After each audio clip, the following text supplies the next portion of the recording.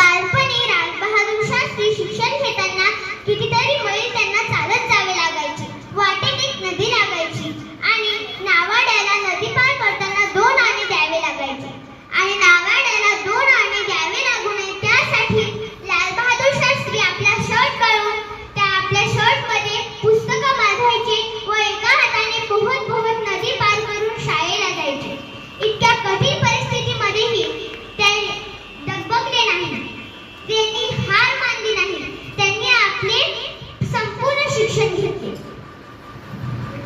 महात्मा गांधी यांचे पूर्ण नाव मोहनदास करमचंद गांधी असे होते. त्यांचा जन्म पिता करमचंद गांधी व माता पुतळाबाई गांधी यांच्या पोटी 2 ऑक्टोबर 1869 साली गुजरातमधील पोरबंदर येथे झाला. त्यांना लोक बापू असे म्हणत. गांधीजी नेहमी खरे बोलत. त्यांना हिंसा आवडत नसे. खादी माझा अभिमान आहे, करम माझी पूजा आहे. खादी माझा अभिमान आहे, करम माझी पूजा आहे. सत्य माझे कर्म आहे आणि हिंदुस्थान माझा प्राण आहे आणि हिंदुस्थान माझा प्राण आहे.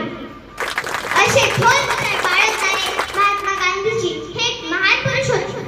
त्यांनी आपले संपूर्ण आयुष्य हे भारताच्या स्वातंत्र्यासाठी खर्च केले. महात्मा गांधी मॅट्रिकची परीक्षा पास झाल्यावर पुढे शिक्षण घेण्यासाठी इंग्लंडला गेले व बॅरिस्टरची पदवी घेऊन भारतात परत आले. त्यावेळी भारतात इंग्रजांची सत्ता होती.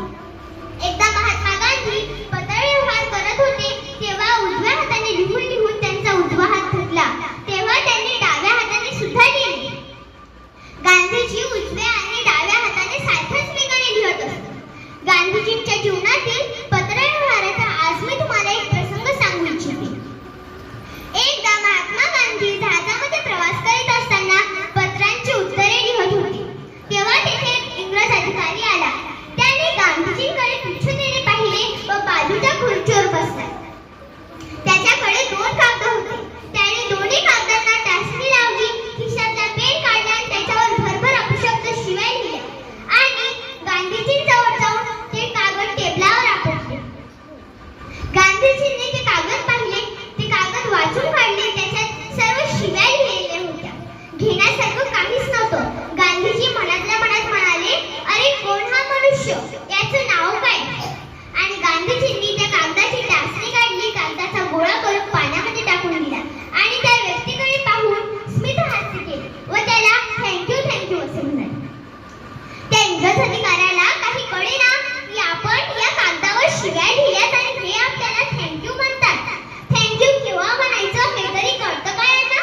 बहुतेक यांना इंग्रजी व्यवस्थित येत नसावं. पण गांधीजींना